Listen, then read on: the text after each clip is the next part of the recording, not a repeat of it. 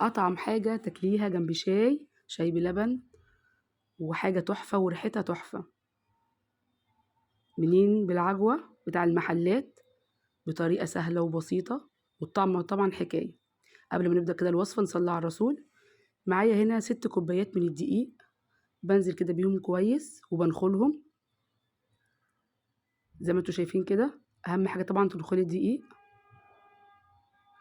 بكون محضره كيس خميره فوريه بنزل بيه، معلقه كبيره من السكر، معلقه كبيره ممسوحه من الملح. بقلب كويس كده. كون محضره كوبايه كبيره، نص سمنه على زبده. عايز تحطي نص من ده على نص، اللي يريحك، اللي موجود عندك اعمليه. وببس كده بيه الدقيق بتاعي. انا هنا نزلت بكوبايه وربع بالظبط من الزبده على السمنه، كنت مسيحاهم مع بعض. وطبعا عندي كوبايه لبن دافي. ما عندكيش لبن ممكن تعجني بميه عادي، ميه دافيه عادي، لغايه ما نوصل للعجينه اللي احنا عايزينها. ايوه كده، بالظبط كده.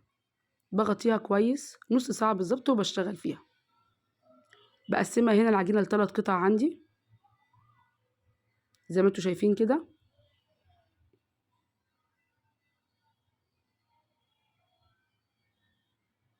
بفردها كويس.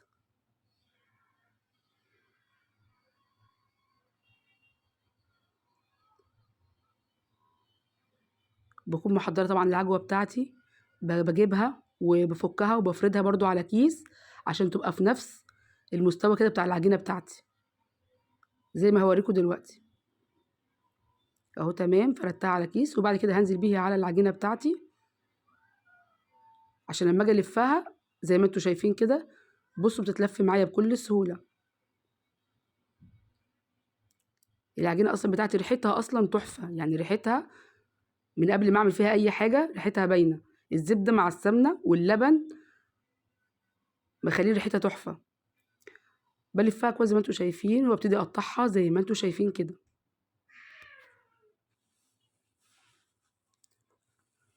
بكون محضره صاج مش دهنه اي حاجه، وابتدي ارص الملين بتاعي.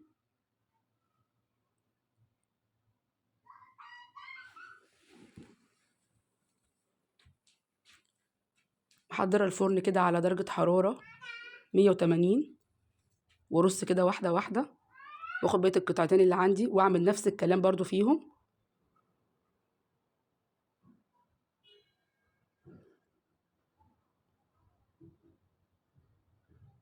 كده كده بتاخدش في الفرن تقريبا بالظبط حوالي تلت ساعه. بتشغلي الشوايه بعد كده عليهم يعني 5 دقايق كمان، نص ساعه ل5 دقايق بتستوي معاكي سوا كويس. نفس الكلام اهو بلفها بعد ما فردت كده عليها العجوه.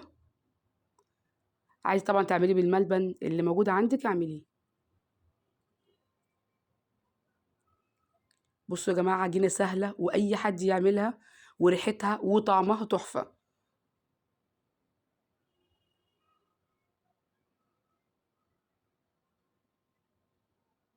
ببتدي ارص كده كل الكميه عندي في قلب الصاج.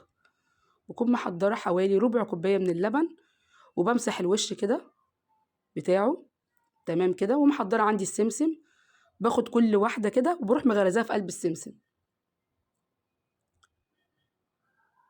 بس المقطع تقريبا اتمسح، هوريكم دلوقتي. كله دلوقتي كده هيبقى غرقان بالسمسم. بعد ما بتحط الوش كده باللبن، بتروحي ماسكه كل قطعه وقطعه في قلب الطبق اللي فيه سمسم، وتروحي حاطاه عليه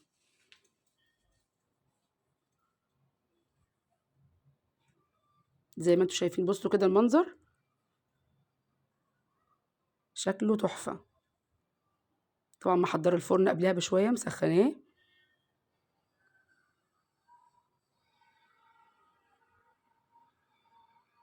وده كده بعد ما طلع من الفرن. بصوا شكله، والله العظيم يا جماعه ريحته مش عايزه اقول لكم، وطعمه حكايه طبعا. يا ريت بقى لو الوصفه عجبتكم لايك وشير واشتراك في القناه. السلام عليكم.